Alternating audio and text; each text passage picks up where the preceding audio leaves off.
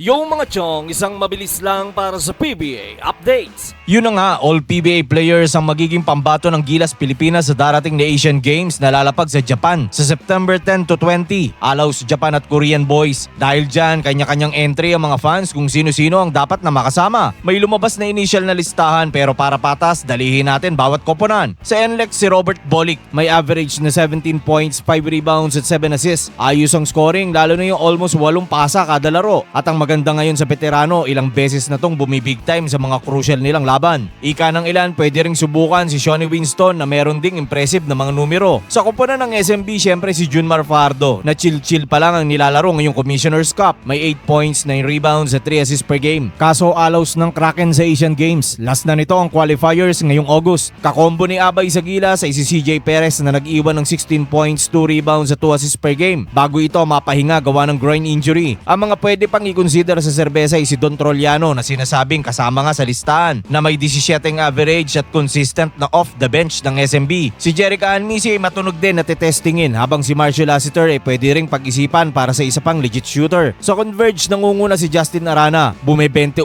average sa puntusan na may 8 rebounds at 2 assists per game. Doble Justin pa nga yan kasama si Justin Baltazar na meron namang 14 puntos, 8 rebounds at 2 assists per game. Gayun din si Juan Gomez Del Llano na nagpasiklab sa national team kontra New Zealand. Si Mang Juan ay may 12-5 at 6 na average sa 5-Rexers. Andyan din si Mikey Williams kung yung dating laruan niya. At kung gusto mo namang mapaaway sa Japan, andyan din si Calvin Abueva. Sa TNT, lagi namang entry sila Calvin Oftana kung healthy at RR Pugoy. Pero mas matunog sa listahan si Jordan Heading na kumaliwa ng 16 points, 2 rebounds at 3 assists per game. Legit shooter din to, problema lang kung hanggang kailan siya malusog. Si Brandon Ganuelas Roser ay may solidong presensya. Di kataasan ng mga numero sa 11, 3 at 1 pero maraming sipag to sa oblo. Magandang kamatch nga to ni Hadj 1v1. Pwede ring i-consider si Ray ng Batak para sa impressive niyang 19 points, 5 rebounds at 4 assists per game. At dahil nga all PBA teams ang sabi, sa Terra Firma meron ding pwedeng i-entry para sa height at mabigyan ng experience. Andyan si Jeo Chu, may doble-dobling numero, 10 points at 12 rebounds per game. May Wami Chongso na bumutas ng 19 points kada laro at Maverick Ahanmisi na may veteranong 15 puntos, 6 rebounds at 7 assists per game. Sa kulelat na Titan si Joshua Munson ang pambato ng koponan. Tumira ng 15 puntos, 4 rebounds at 3 assists per game. Pero duda ng karamihan, hindi na rin to magtatagal sa Giant Risers. Malilipat o lilipat talaga to sa ibang koponan. At kung gusto mo naman ng rest back, andyan si Amores. Sa Group B, namumuro si Adrian Nocum. Sa team ng Rain or Shine, umimpakto ng 17 points, 4 rebounds at 7 assists per game. Marami-rami ng request galing sa kanyang mga tagahanga na sana sa Gilas ay magkatotoo na nga. In fairness dito kay Nocum, hindi sing dami ng iba ang fans ng Ross pero si Adrian padagdag ng padagdag ang mga napapabilib. Kasama sa naunang nailista ay si Killian Chongson. G's 4-1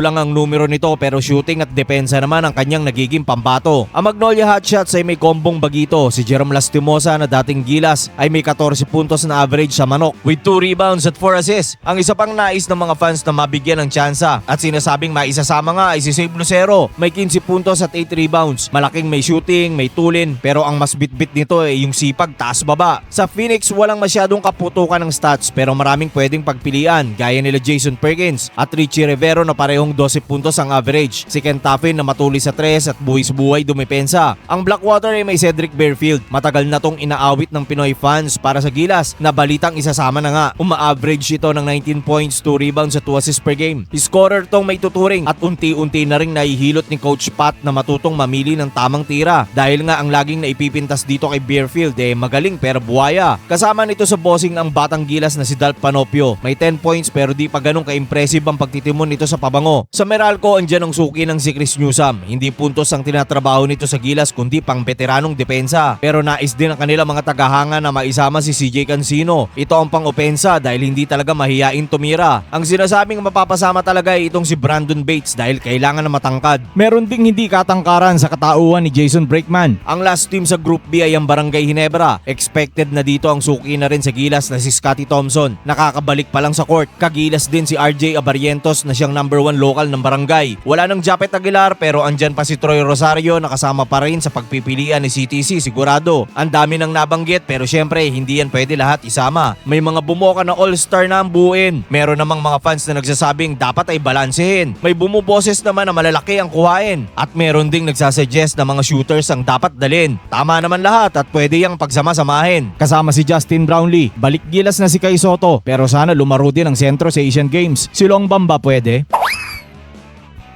Hanggang dito na lang mga chong. Maraming salamat. Hanggang sa muli. I love rock and roll.